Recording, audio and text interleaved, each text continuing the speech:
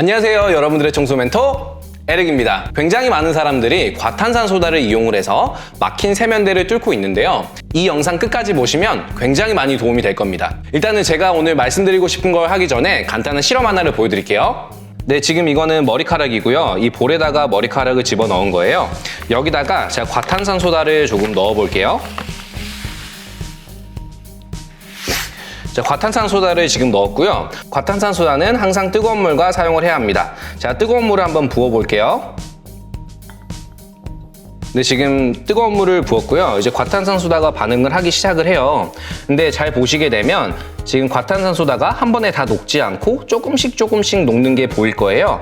과탄산소다라는 것 자체가 한 번에 쉽게 녹지가 않으니까 이것 때문에 세면대를 뚫으려다가 더 세면대를 막히게 하는 경우가 생겨요. 그래서 과탄산소다에다가 뜨거운 물을 부을 때는 천천히 부어줘야 됩니다.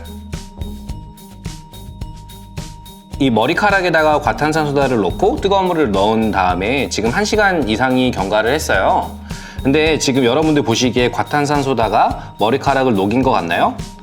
머리카락을 녹이진 못했어요. 녹이진 못했지만 머리카락이 확실히 흐물흐물한 느낌이 나긴 나거든요. 네, 그래서 과탄산소다가 머리카락을 전부 다 녹이는 거는 사실 굉장히 힘든 일이에요. 그리고 지금 보시면 과탄산소다가 생각보다 많이 녹질 않았어요. 이래서 과탄산소다가 잘 녹지 않기 때문에 과탄산소다를 사용할 때는 과탄산소다가 충분히 녹게끔 해야 돼요.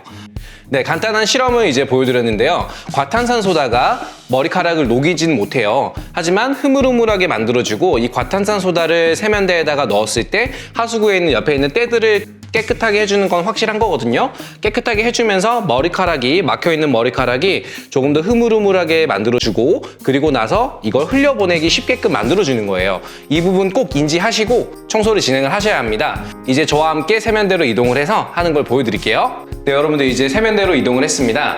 네, 지금 보시는 것처럼 굉장히 일반적인 세면대예요.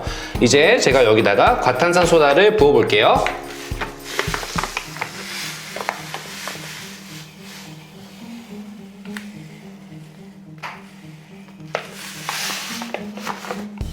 이게 과탄산소다의 양도 생각보다 중요한데요. 지금 보시는 양보다 조금 더 넣는 것도 괜찮아요. 하지만 제가 아까 전에 보여드렸던 실험에서처럼 과탄산소다가 잘 녹지 않기 때문에 최대한 뜨거운 물, 그러니까 끓는 물을 이용하시는 게 중요한 포인트가 됩니다. 제가 이제 뜨거운 물을 가지고 와서 붓도록 해볼게요.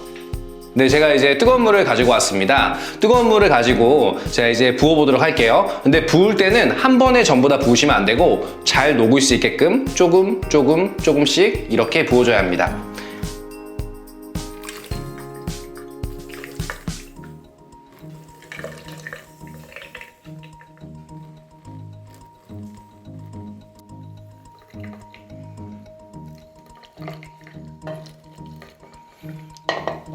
네, 지금 이제 뜨거운 물을 부어줬는데요. 뜨거운 물을 부으실 때도 한 번에 정말 많은 양을 부으시면 안 돼요. 왜 그러냐면 이 배관 밑에 쪽에 이렇게 관이 있잖아요. 지금 사진에 보이는 것처럼 배관 모양이 형성이 돼 있어요. 이렇기 때문에 이제 냄새가 올라오지도 않는 건데요.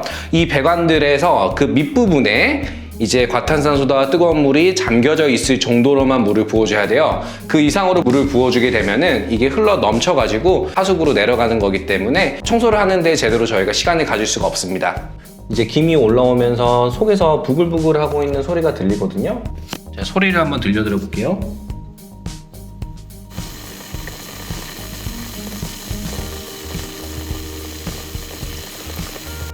속에서 과탄산소다가 이제 작용을 하면서 부글부글 끓고 있습니다.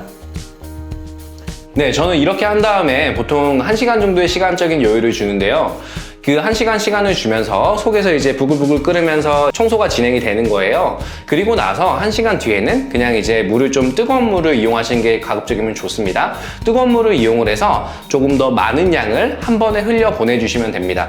네, 이렇게 이제 과탄산소다를 한번 뿌려놓고 뜨거운 물을 부어주고 왔어요. 근데 이제 이 과탄산소다가 제가 아까 처음에 이야기 드렸던 것처럼 정말 잘 녹지 않는다는 점, 이거 정말 중요하기 때문에 제가 계속 이야기 드리는 거예요. 그리고 다른 하나는 과탄산소다가 사실 만능은 아니라는 거. 왜냐면 이 과탄산소다가 저기서 할 수 있는 역할 같은 경우는 머리카락이 껴가지고 막혔을 때 그 머리카락을 흐물흐물하게 만들어주고 그 흐물흐물하게 만들어진 머리카락을 이제 뜨거운 물로 다시 쉽게 흘려 내려가게끔 해주는 게 이제 과탄산소다로 세면대를 사용하는 이유입니다. 근데 저희가 주방에 싱크대 있죠. 주방에 싱크대 같은 경우도 저렇게 사용을 하시는 분들이 가끔 계시는데 싱크대 자체를 청소를 하기 위해서 그리고 싱크대에 있는 관을 청소를 하기 위해서 사용하는 건 괜찮지만 만약에 싱크대가 막혀서 물이 잘 흘러내려가지 않는다. 그럴 때 과탄산소다를 사용하시게 되면 정말 큰일 납니다. 그때는 사람을 바로 불러야 돼요. 다른 방법이 없습니다. 그러니까는 그 부분 꼭 인지하시고 계셔야 되고요. 그리고 이제 1시간 정도 시간이 지난 다음에 저렇게 보여드렸던 세면대 같은 경우는 뜨거운 물 2리터에서 3리터 정도 되는 좀 더 많은 양의 뜨거운 물을 한 번에 흘러내려서 거기에 있는 것들을 흘려보내주면 되는 겁니다. 네, 그래서 오늘은 이제 과탄산소다를 이용을 해서 세면대에다가 사용하는 방법을 알아봤는데요.